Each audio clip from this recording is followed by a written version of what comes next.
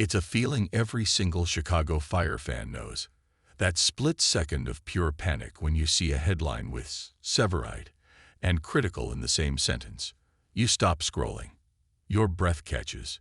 It feels personal. Because after all these years, Kelly Severide isn't just a character on a TV show.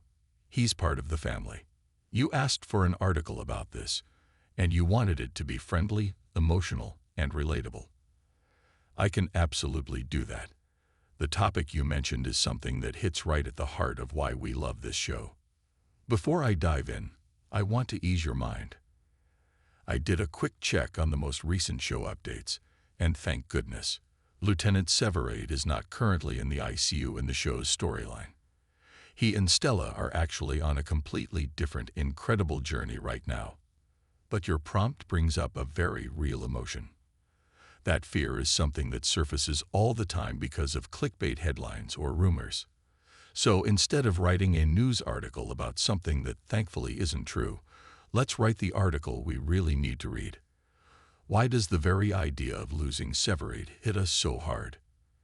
Here is the 1,000-word piece you asked for, written with all the heart and engagement we feel for Firehouse 51.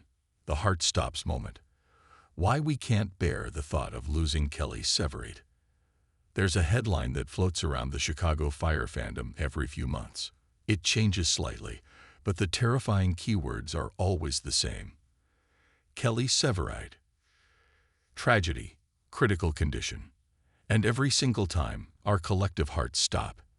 We are, by all accounts, rational people. We know this is a television show. We know these are actors, and the fires are special effects. But when it comes to Lieutenant Kelly Severide, all that logic goes right out the window. The fear feels real. The anxiety is palpable. Why?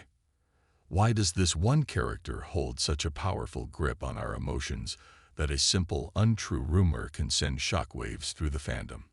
It's because, for over a decade, we haven't just been watching Kelly Severide. We've been living alongside him. We've been in the trenches with him, and we've seen a man who should have been a statistic become the very soul of Firehouse 51. The man with 90 lives. Let's be honest. Severide has used up more fictional lives than a video game character. The man is a walking, breathing near miss. We, the viewers, have a kind of shared trauma with him. We were there, holding our breath, when he was trapped in that terrifying terrorist bombing at Chicago Med. We watched him, pale and fighting for his life, and we truly didn't know if he was going to make it.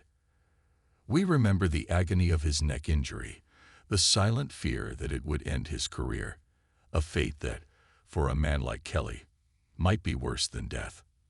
How many times have we watched him take off his mask in a room full of smoke, giving his own oxygen to a victim? How many times has he been the last man out of a collapsing building, emerging from the dust and debris, just as we were about to give up hope? Each of these moments wasn't just good TV. It was another layer of emotional armor. We've become so accustomed to him, almost dying, that we've built up a strange paradox. We believe he's invincible, but we're terrified that his luck is about to run out. A headline about him being in the ICU isn't just clickbait. It's a direct threat to that fragile hope we've been nursing for 12 seasons. It's the show threatening to finally cash the check that Severide has been writing with his own safety for years. He's not the man he used to be, and that's why it's scarier. If this were season 1, the news would be tragic, but it would almost be expected. Remember the original Kelly Severide, the lone wolf, the fast-living, motorcycle-riding adrenaline junkie who treated his own life as disposable.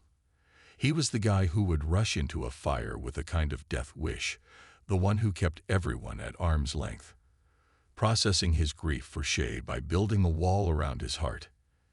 If we'd lost that Severide, we would have mourned the loss of a hero. But losing the Severide of today, that's unthinkable. The man we see now is a different person, and we've had a front-row seat to his transformation. This isn't just a firefighter. This is a husband. This is a man who finally let someone in. We watched him and Stella Kid dance around each other, fight for each other, and build a love story that is arguably the most earned and solid relationship in the entire One Chicago universe. He has everything to lose. That's the core of the terror. The Severide of today doesn't just run into fires for the thrill. He runs in to get back home to her. He has a future. He has plans. He has a partner who is his equal in every way.